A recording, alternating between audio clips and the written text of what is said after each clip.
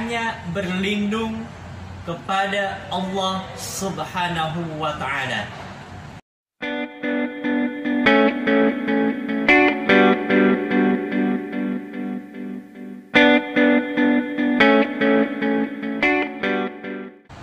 Bismillahirrahmanirrahim. Assalamualaikum warahmatullahi wabarakatuh. Teman-teman yang soleh dan soleha, apa kabarnya? Mudah-mudahan kita semuanya senantiasa dalam keadaan sehat walafiat. Teman-teman yang soleh dan soleha, berjumpa kembali dengan Pak Indra pada pembelajaran pendidikan agama Islam. Pada hari yang berbahagia ini, Pak Indra akan menyampaikan materi mengenai Quran Surah Al-Falaq. Sebelumnya, yuk sama-sama teman-teman yang soleh dan soleha, kita buka pembelajaran pendidikan agama Islam dengan membaca lafaz basmalah. Bismillahirrahmanirrahim. Teman-teman yang soleh dan soleha, Pak Indra yakin teman-teman yang soleh dan soleha sudah hafal Quran Surah Al-Falaq dari ayat 1 sampai dengan ayat 5. Karenanya yuk kita sama-sama membaca Quran Surah Al-Falaq. Wahid, Itsnain, Salasa. A'udzu billahi minasy syaithanir rajim. Bismillahirrahmanirrahim. Qul a'udzu birabbil falaq min syarri ma khalaq wa min syarri ghasiqin idza waqab wa min syarri naffatsati fil 'uqad wa min syarri hasidin idza hasad. Shadaqallahul azim. Alhamdulillah teman-teman semuanya, kita sudah bersama-sama membaca Quran Surah Al-Falaq. Sebelumnya Pak Indra akan menjelaskan terlebih dahulu secara singkat asbabul nuzul Quran Surah Al-Falaq. Quran Surah Al-Falaq diturunkan di kota Mekah, sehingga Quran Surah Al-Falaq termasuk dalam golongan surat Makkiyah.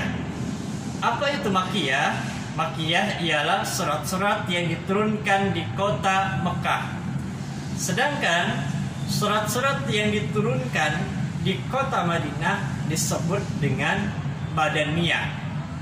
Nah, teman-teman yang soleh dan soleha, Quran Surah Al-Falaq terdiri dari 5 ayat. Dan Quran Surah Al-Falaq berada di urutan ke-113 dalam Al-Quran.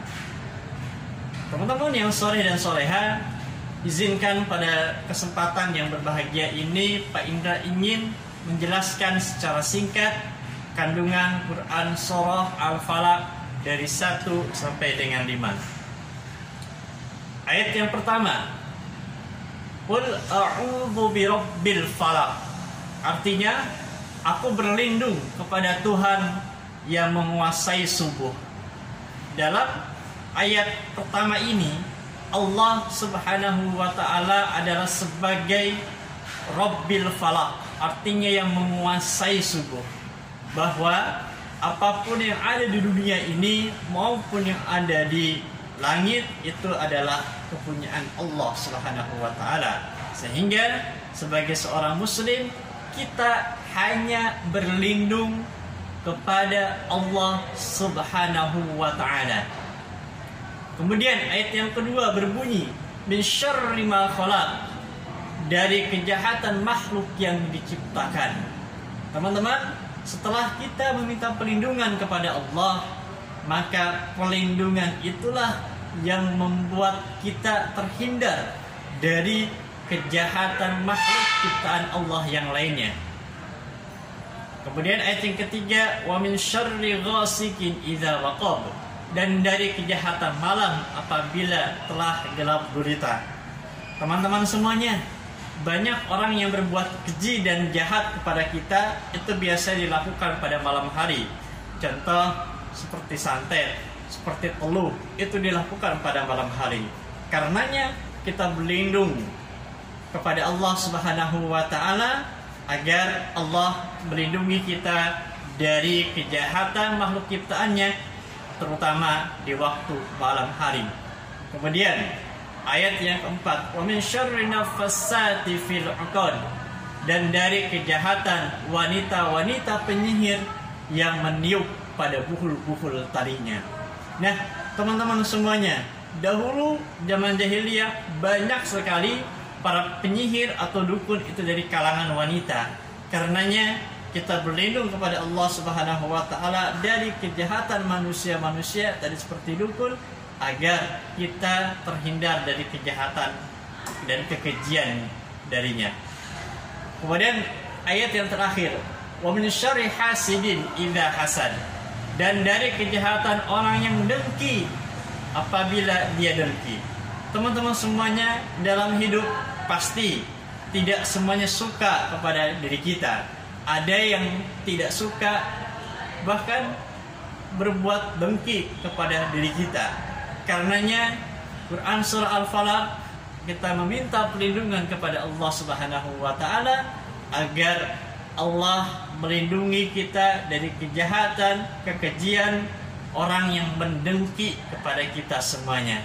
Nah, teman-teman yang soleh dan soleha, sebelum penutup, Pak Ida ingin menyampaikan kesimpulan dari Quran surah Al-Falaq ayat 1 sampai dengan ayat 5. Setidaknya ada 3 yang menjadi kesimpulan kita. Yang pertama, bahwa seorang muslim hanya boleh meminta perlindungan kepada Allah Subhanahu wa taala, tidak boleh meminta perlindungan kepada selain Allah.